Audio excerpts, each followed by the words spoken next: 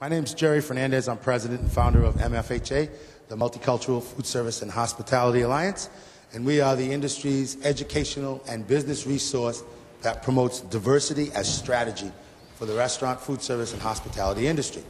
We will be recording this session, as we have been over the last couple of days, so that we can hopefully edit into a quality presentation of what is going on in New Orleans, why our industry should care, and what they need to do to support the Crescent City. Jerry, I really have to, before I say anything, have to thank you for organizing this, and also thank the corporate members that took time to honor your call to come to New Orleans. I was amazed for the few hours I was, when I was here last night, how many people I met that took time out to come here. What is really going to help New Orleans is not the government is going to build it, it's the corporations.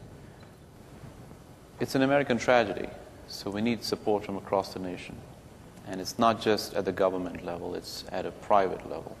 I think citizens need to realize that I was in New York, I'm from there, and during 9/11, that how New York got the support from across the nation, from across the world. I think New Orleans deserves a similar support. Many citizens from across the world and from across the nation have come, but I think there needs to be an increased support for New Orleans from that end.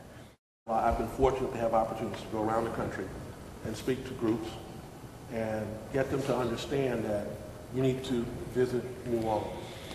You need to come here, experience the French Quarter, experience the city, see the devastation for yourself. As we move forward, it's the involvement of individuals like you that tell the story and make us realize what we need to do to move forward.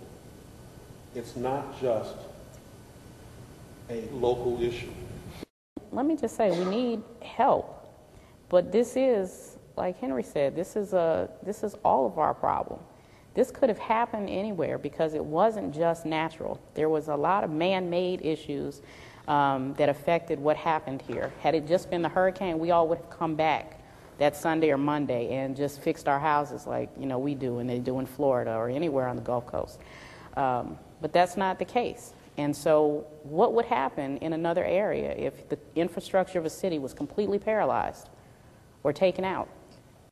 We're trying to send a message that yes, there's a lot of devastation, that yes, the city is not exactly the same it was pre-Katrina, but for the most part, it has recovered significantly. It is still remarkable that within a year after the biggest American natural disaster, that how significantly the industry has returned. It does need the support, though, to help the tourism back. It does need citizens from across the nation to come and spend money, for businesses to rebook or confirm their bookings as the citywides are concerned. The tourism industry, I think, is very critical because it provides people with customers. People coming into the city provides some of those businesses with customers, so we need people to come. We've been under a magnifying glass, and the international media has shown the world what's going on here, and it's a big concern. I don't think most people are in the mode of watching through the media, wanting to get off the couch and saying, I want to go to New Orleans.